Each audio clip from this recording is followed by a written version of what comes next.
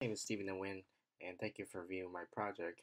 And as you mentioned, or as you've seen in the introduction video, Sade was a former foster youth who was able to make it out of the foster youth system, go to college, and really use her foster youth identity as a source of empowerment. That really helped her connect with other people, and she wants to help foster youth or the current foster youth. And so my research or my project is based on how ethnic identity or how being in the foster care system affects ethnic identity. Just a quick overview of what we learned in this class. Again, adolescence is a time where social, cognitive, physical, emotional development happens. Adolescents usually shift their attention away from parents to their peers. They rely on their peers for support and guidance. Um, Support and guidance. This is somewhat problematic for foster youth, since this is an easy way for their peers to kind of know that they're the odd person out, especially when it comes to talking about their parents, their siblings, or what they did over winter break, Christmas, holidays.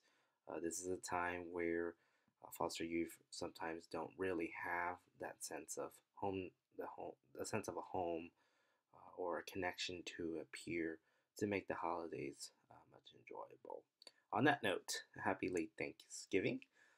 Um, and so, also, adolescence is also a period where they begin to develop a concrete identity regarding who they are and who they want to be. This is where those thoughts kind of develop in their mind. So, the foster care system, there's a lot of misperceptions about the foster care system, kind of who goes into the foster care system. I myself is a life skill instructor at Delta College, and I myself had a lot of misperceptions about this population. I now work and teach this population, and I hope to kind of share this knowledge with you all. So, foster care is defined as residence in a supervised setting outside the biological family, as mandated by the social service or juvenile justice system. There are three types of placement: foster family care, group homes, and various different forms of residential treatment. Foster family care is when a foster parent, adopts a child into their home. Group homes is a facility where there's about 30 or so students, or 30 or so the adolescents in that facility who are supervised by staff. And as a life skill instructor, most of my students come from a group home setting. They usually are accompanied by a staff member coming to my class. They kind of all know each other, um, and there's this sense of community within their group homes.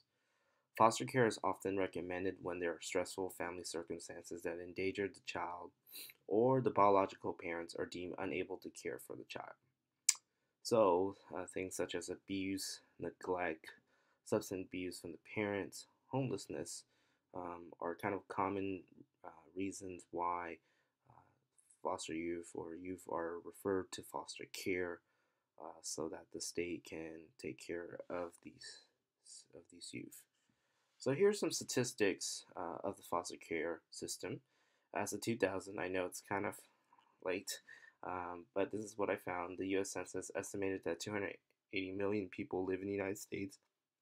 Of those, 29% of the population were children, and about 500 of those 29%, 500, roughly around 500,000 children under the age of 17 were in foster care.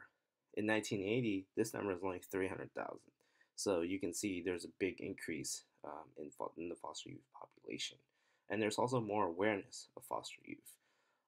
I know on the financial aid application, they ask if you're a foster youth. Also, within the UCs and the CSU applications, they ask if you've ever been in the foster care system. I also intern at a community college, and there's a big focus on helping foster youth. So I think the number speaks for the services that are provided to foster youth, um, and the care that's provided to them. In terms of the gender breakdown, there's about 53% male and 47% female, so it's kind of balanced, which is really a good thing. So the top five states populated with foster youth in the United States are Texas, Florida, New York, California, and Pennsylvania. I think those aren't a surprise. A foster youth spends on average about 27 months in the foster care system before transitioning into adulthood. So here's the age breakdown.